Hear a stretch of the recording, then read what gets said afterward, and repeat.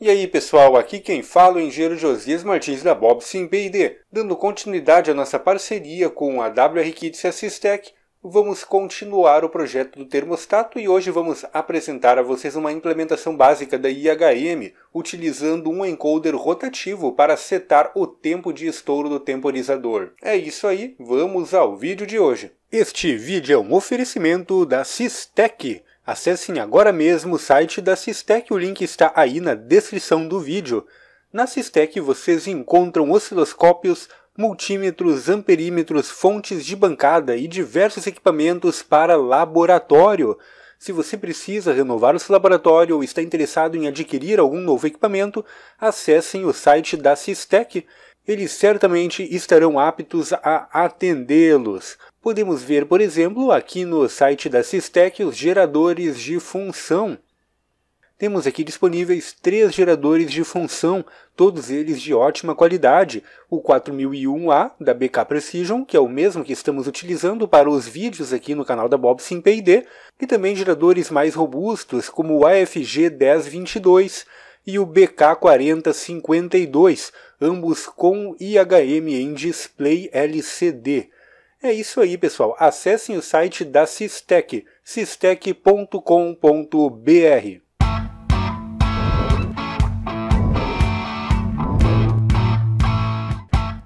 Então, pessoal, começamos, como de costume, dando uma olhada aqui no esquemático. Vamos utilizar um encoder rotativo para setar a configuração de tempo do nosso temporizador. Então aqui está o encoder. Nós não temos um modelo SPICE para este encoder, então apenas adicionei uma barra de pinos aqui com a pinagem do próprio encoder ligado ao microcontrolador PIC16F628A. Então, observando aqui, temos no pino 1 o GND, o pino 2 é a alimentação e o pino 3 é o push button ou switch do próprio encoder. Então, pressionando o eixo do encoder, temos um botão, temos um push button. O pino número 4 é o DT, que é o data, por assim dizer, e o pino número 5 é o CLK, ou clock. Então, o que nós temos aqui? O clock é uma referência. Quando você gira o eixo do encoder, ele vai emitir um sinal de clock que se mantém estável. E o DT ele irá atrasar ou adiantar em relação ao CLK, para nos sinalizar se o encoder está sendo rotacionado em sentido horário ou sentido anti-horário. Então a ligação dos pinos foi feita desta forma. O SW está ligado no RA0, o DT está ligado no RA1 e o CLK no RA2. Observem que temos resistores ligados a VCC para polarizar os pinos do encoder. Eles são importantes pois o encoder, sendo um elemento mecânico, necessita desta polarização.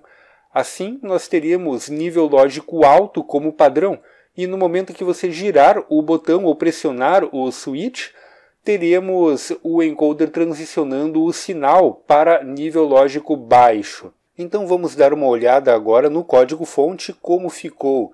O código-fonte desta vez sofreu várias alterações, pois já estamos começando a implementação do sistema de controle. Então aqui já temos toda a parte de IHM pronta, bastando adicionar depois o sistema de controle e o acionamento do relé com o circuito do relé. Então vamos dar uma olhada aqui nas alterações. Já temos aqui na linha 18 a inserção dos pinos do encoder, o mapeamento destes pinos. Então o ENC SW está ligado ao porte AF0, o ENC CLK ao porte AF1 e o DT ao F2, que são os RA0, RA1 e RA2 respectivamente. Temos também a adição de alguns mapeamentos para bits, mapeamentos binários de algumas variáveis internas. Então nós temos aqui os sinais utilizados para o encoder e algumas sinalizações para a IHM, para a interface humana que estamos adicionando ao dispositivo.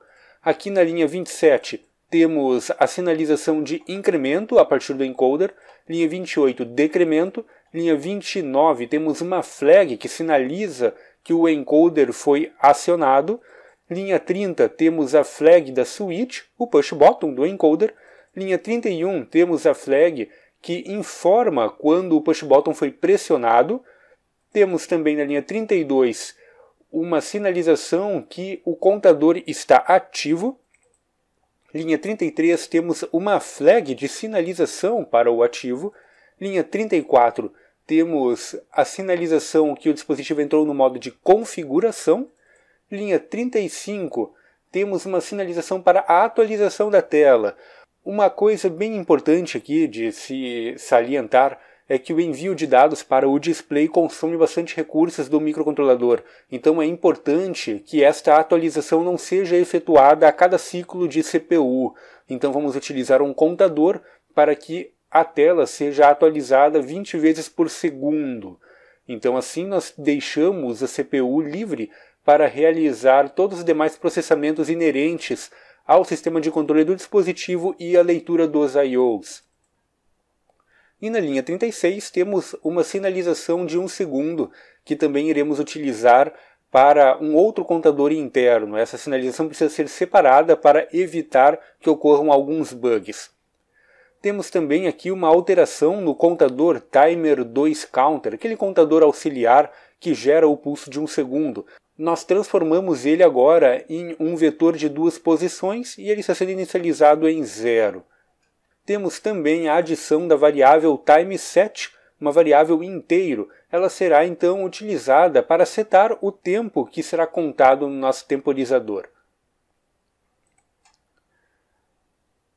Aqui nós temos uma alteração na linha 48 da função display. Agora ela irá receber o valor line, um valor unsigned short e também o valor value, que será o valor a ser escrito na tela. Então nós poderemos utilizar a função display para escrever o valor que está setado no timeSet e o valor que está sendo contado pelo temporizador. Linha 49, temos o protótipo da função LeBotões. Aqui na função interrupt, a função de interrupções, tivemos algumas alterações. Temos agora a adição da contagem de tempo do incremento do Timer 2 Counter 1. Agora ele é um vetor, então temos que adicionar aqui o index do vetor que será incrementado. Então temos agora aqui o incremento do Timer 2 Counter 0 e do Timer 2 Counter 1. Fizemos também a alteração aqui para a contagem de 1 segundo. É necessário colocar o index 0 e observem que foi adicionado também o onSecAct aqui. Então aqui nós temos mais um pulso de 1 segundo sendo gerado de forma independente para evitar bugs devido ao reset do onSec. Já vou explicar isto mais para frente, o porquê foi feito desta forma. Linha 70, temos a adição de um if que irá verificar se o Timer 2 Counter 1 atingiu o valor 30. Quando isso ocorrer, ele irá inverter o UPD-DISP. O UPD-DISP ele estará em 0 quando chegar aqui, então ele irá para 1, de modo a sinalizar que o display deverá ser atualizado. E temos aqui o Timer 2 Counter posição 1 sendo resetado. Se vocês pegarem 490 e dividirem por 30, terão a quantidade de atualizações que será efetuado na tela por segundo. Então basta pegarmos aqui o valor, 490, e dividir por 30, nós temos 16,3 atualizações sendo efetuadas por segundo na tela, o que já é o suficiente para esta aplicação. Aqui em Setup, temos a adição da configuração do tris B0, B1 e B2, sendo configurados como entrada digital.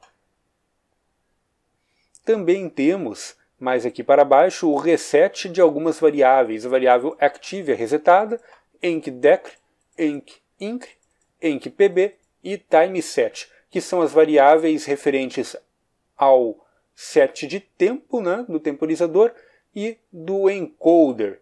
Também temos agora aqui a função display sendo chamada pela primeira vez para efetuar o primeiro plot na tela.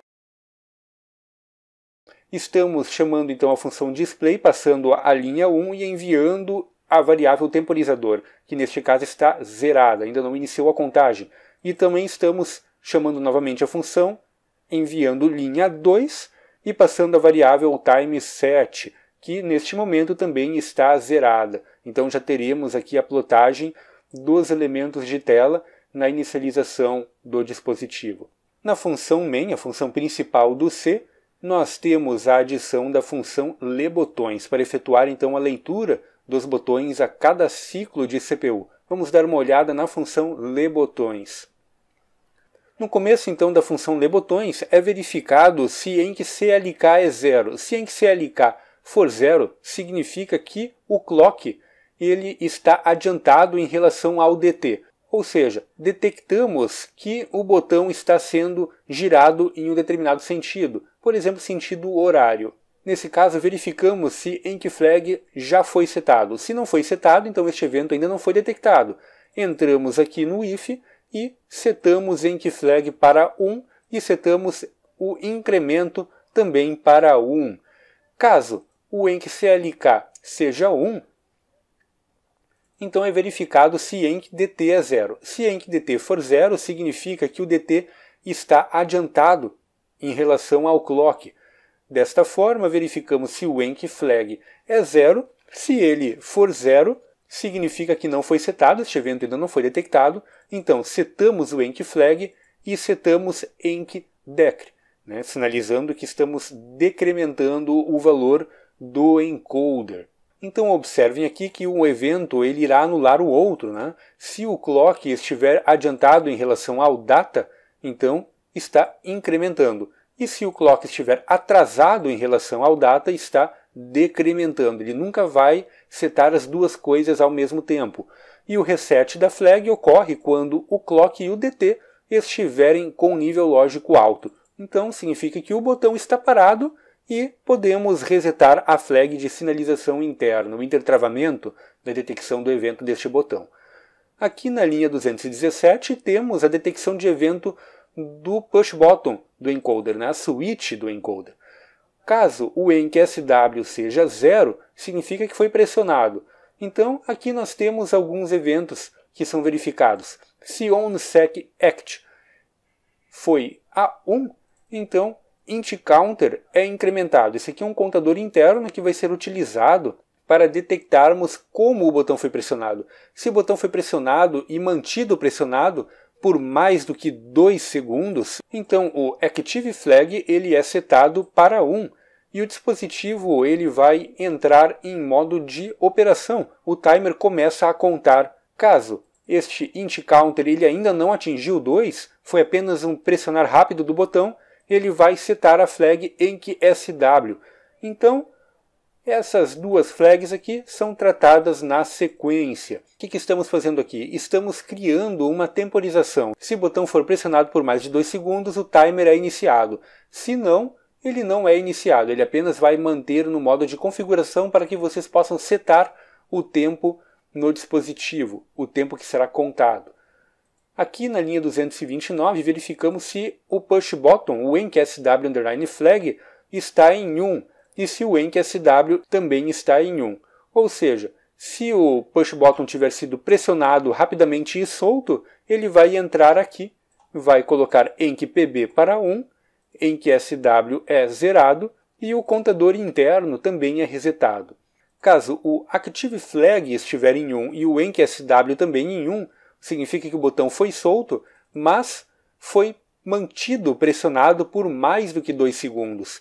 Então ele vai alternar o estado lógico do Active de modo a inicializar ou parar o contador e ActiveFlag vai a 0. E o intCounter também é resetado para que ele posteriormente possa iniciar uma nova contagem, caso você pressione o botão por mais do que 2 segundos para alternar entre o modo de contagem do timer ou entre o modo de configuração. E aqui na linha 244, caso enquPB seja 1, ele seta CFG Mode. Então ele vai inverter o nível lógico de CFG Mode, entrando então no modo de configuração para que possamos alterar a variável timeSet. Agora vamos voltar aqui para a função main e vamos ver o que mais temos. Logo após as leituras de botões, temos a inicialização do timer. Aqui na linha 122 temos a atualização do display. Caso o PDDisp for 1, então o display é atualizado. Vamos dar uma olhada na função de display, pois tivemos algumas pequenas alterações nela. Como já falado antes, nós temos agora a inserção de dois valores, né? São passados dois valores através da função, o valor de linha e o valor que será escrito na tela.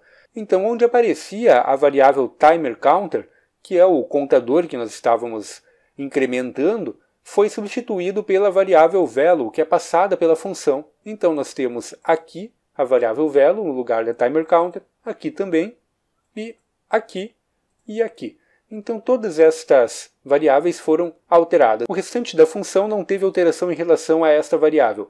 Temos também a substituição aqui da linha 1. Nós tínhamos aqui fixado a linha 1, agora passamos a variável line. Então podemos setar em qual linha será plotada a informação. Ou seja, agora vocês podem também colocar um display de 4 linhas, né? Bastando dizer aonde vocês querem que seja plotado o valor do timer, né? Seja do timer ou do setTime, que é a variável com o valor setado. Seguindo adiante na função main, nós temos aqui na linha 127 a verificação se o ACTV, né? O active, está em 1. Se active estiver em 1, significa que é para efetuar a contagem. Então, temos a avaliação do onSec. Se o onSec estiver em 1, ele vai atualizar o display, atualizando desta forma a variável temporizador na tela e efetuar o incremento de temporizador e resetar onSec para 0. Caso active não está em 1, ele está em modo de configuração, então ele vem para cá, vai fazer o else. Temporizador vai a 0, ele vai resetar o temporizador, vai verificar se o encoder está em incremento, se foi sinalizado incremento a partir do encoder. Então, se timeset for menor do que 86.399, que é 23 horas, 59 minutos e 59 segundos, ele vai continuar incrementando o timeset. Caso seja detectado enk-decre, né, o evento para decrementar o valor, então é verificado se timeset é maior do que 0. Se for maior do que 0, ele continua decrementando o valor de timeset. Na sequência temos o reset das variáveis de sinalização dos botões, né, do encoder e do push button. Observem que eu utilizei onSec apenas para este evento. Por quê? Porque se eu colocar onSec para resetar aqui no final, eu corro o risco da interrupção acontecer, por exemplo, no meio de uma avaliação lógica. Então isso daqui nunca vai acontecer, pois o ciclo ele é fixo, ele é sempre fixado. Então eu corro o risco de não ter a atualização da tela no momento em que eu precisar. Então é sempre resetado o onSec após efetuar a atualização da tela. Deste modo, eu também preciso utilizar um gatilho separado para esta contagem que nós temos aqui embaixo, a contagem dos 2 segundos. Pode acontecer de interrupção vir a ocorrer fora do período de leitura dos botões e acabar resetando o valor do onSec antes de efetuar ou depois de efetuar a leitura dos botões. Então acabamos tendo aqui um problema na hora de detectar que o botão foi pressionado por mais de 2 segundos. Por isso utilizamos então um contador separado e esse contador ele é resetado após efetuar um incremento do contador interno utilizado para disparar o modo de operação. Então é isso aí, passamos já por tudo o que precisávamos. Posso compilar e enviar para o microcontrolador e vamos ver isso aí funcionando agora na bancada. Bom pessoal, então aqui temos o dispositivo montado na bancada. Como vocês já sabem, estamos utilizando a Paradox. Eu vou alterar um pouquinho aqui o ângulo da câmera para facilitar a visualização de vocês. Então aí está. Temos aqui o encoder rotativo já conectado na bancada. Temos todos os resistores de pull-up também já dispostos. Eu vou retirar o encoder para facilitar a demonstração da pinagem ligada. Então temos aqui no pino 1, este fio azul está ligado a GND. No pino 2 temos este fio amarelo que vai ligado a VCC. No pino 3 temos um resistor que vai lá em VCC, buscando alimentação. É o resistor de polarização para o pull-up. E o pino 2 também é o SW, switch, ou push button. Ele vai ligado lá no pino RE0 do microcontrolador. Aqui temos o pino número 4, também com resistor de 10K. E esse daqui é o DT. Ele vai ligado lá no RA2 do microcontrolador. E aqui temos o último pino, o pino número 5, que é o CLK, também ligado no resistor de 10K em VCC, o resistor de pull-up. E ele vai lá no RA2 do microcontrolador. Então vou recolocar agora aqui o encoder.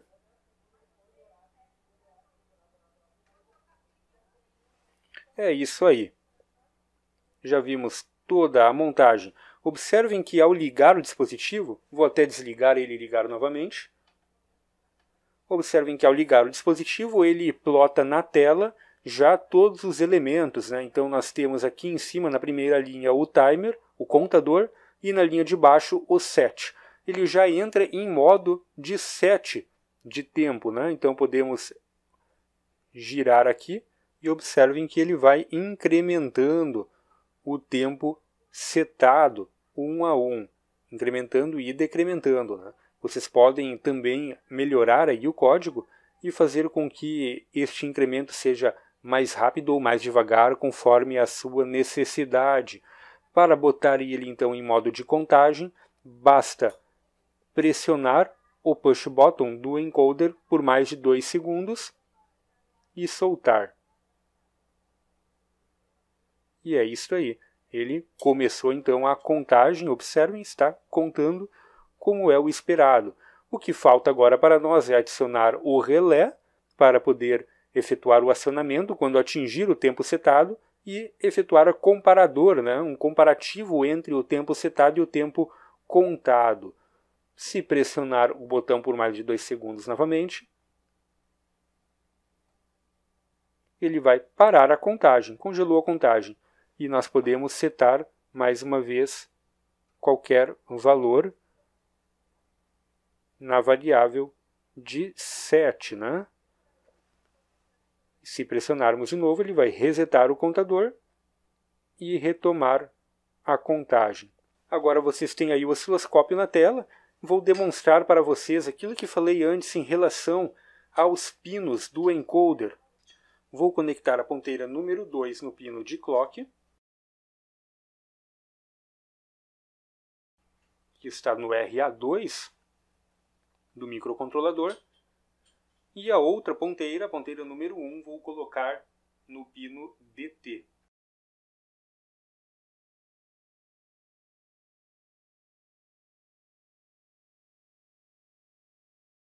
Isso aí, ambas em 5 volts por divisão. Vamos dispor melhor aqui na tela. É isso aí. No momento em que girar o botão, vou girar ele para um dos sentidos. Vou girar em sentido horário. Observem, a ponteira número 2 é o clock e a ponteira número 1 é o DT.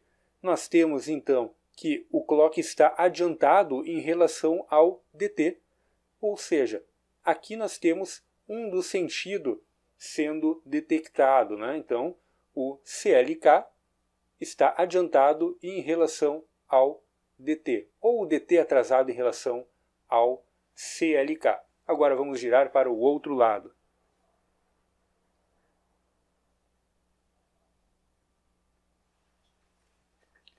E agora nós temos o contrário. O DT está adiantado em relação ao CLK. Assim é verificado o sentido no qual o encoder é girado, comparando os sinais DT e CLK e verificando se um está adiantado ou atrasado em relação ao outro.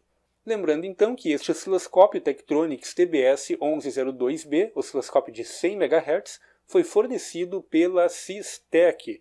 Acessem aí o site da SISTEC, eles possuem diversos equipamentos para laboratório.